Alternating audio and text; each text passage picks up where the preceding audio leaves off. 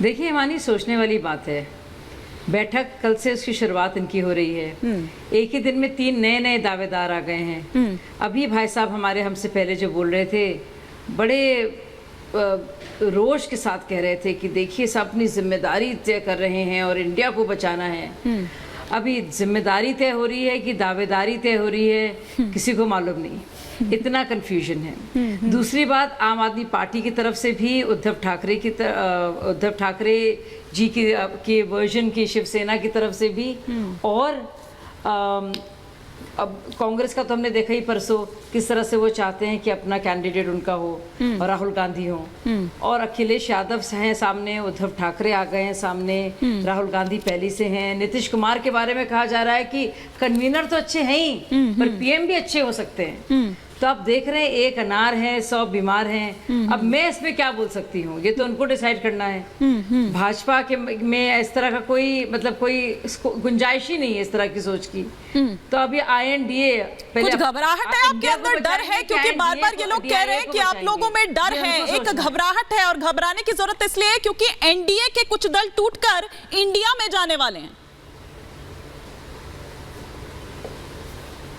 शाजिया जी, नहीं, मुझे नहीं लगता है। मुझे लगता है अगर आपने लगातार 9 सालों में जिस तरह से काया पलट दी है और जिस तरह से ट्रांसफॉर्मेशन की क्रांति हम देख रहे हैं हमारे देश में, हर एक इलाके में, और लाभार्थी जो है, जो देश का भारतीय सिटीजन है जी, तो वो लाभार्थी ही हमारी सबसे बड़ी ताकत है, और उसकी दुआएं ही हमारी सबसे बड़ी ताकत है। हमें इस तरह का गठजोड़ और दांव पेच खेलने की जरूरत नहीं है। ना ही आपस में किसी तरह की रस्साकशी है। बहुत ही साफ सुथरा रास्ता है, बिल्कुल ही क्लैरिटी है। ठीक है। और हमारे प्राइम मिनिस्टर मोदी जी हैं। हाँ। अभी आज ही सर्वे हुआ, सब जानते हैं उसके रिजल्ट क्या आए हैं, किस तरह से लोग प्राइम मिनिस्टर को आंकते हैं, देखते हैं, उनके नजरिए में किसमें विश्वसनीयता ज्यादा है। ठीक है। अब लोग देख रहे हैं ये हाल, हाँ, कि कल होने वाली है वहां बैठक, लेकिन सबने अपना अपना राग अपना शुरू कर दिया, महत्वाकांक्षा आनी शुरू हो गई है। इनसे पहले कि मैं मणिशंकर जी का रुख करूं, एक क्विक रिएक्शन चंद्रमोहन जी,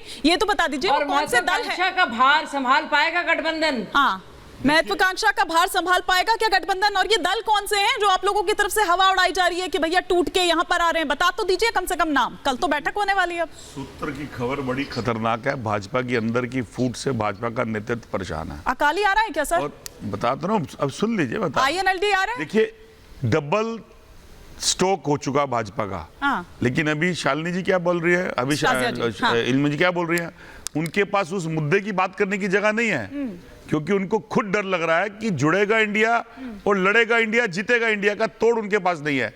क्योंकि जिस मापदंड के ऊपर जो नेताओं का मुकाबला करने वो जा रहे हैं, उसके लिए जो उन्होंने 46 घटक दल इकट्ठे करे, उनके पास तो अपना जनाधार नहीं है, ना उनके पास अपने विधायक है, ना उनके पास अपने सांसद है। तो ये कहीं ना कहीं छटक जो ठीस भाजपा को लग रही है, वो भाजपा के नेताओं प्रवक्ताओं के मन में आ रहे हैं, इसीलिए उनके रोज एक बयान आ रहे हैं। आप कह रहे हो नेता नहीं है, एक तरफ आप कहते हो कि नेताओं का भरमार है, प्रधानमंत्री कैंडिडेट नहीं बता रहे, टूट के आपके पास आ रहे हैं। तो मैं तो ये समझना चाह रही हूँ कि वो कौन से दल हैं जो आपके पास आ रहे हैं, मैं तो ये समझना यहाँ पर चाह रही थी। लेकिन समीर जी कुछ रिएक्ट करना चाह रहे थे। समीर जी, वो ये कह रहे हैं कि भाई आप लोगों ने तो कहा था कि एक अकेला सब पर भारी, इतने दलों को जोड़ने की जरूरत क्यों पड़ी, बता दीजिए जरा।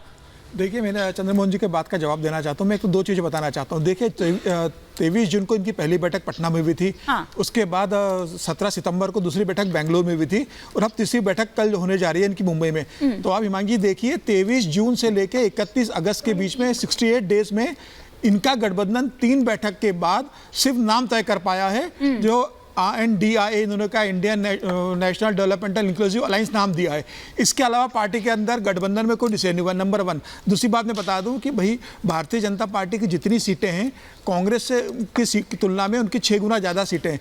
जितना विपक्ष का गठबंधन है, उसको मिलकर जितना वोट मिला है, उससे ज़्यादा वोट बैंक तो भारतीय जनता पार्टी का अकेला है। तो मुझे ऐसा लग रहा है कि सारी विपक्ष की पार्टियों मिला के जितने सांसद है, उससे ज्यादा दुगने सांसद तो भारतीय जनता पार्टी के अकेले के सांसद है।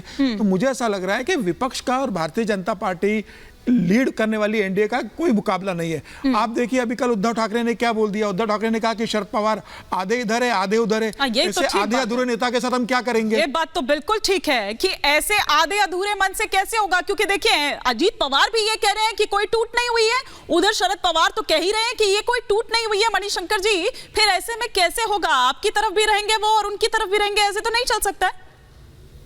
मणिशंकर जी देखिए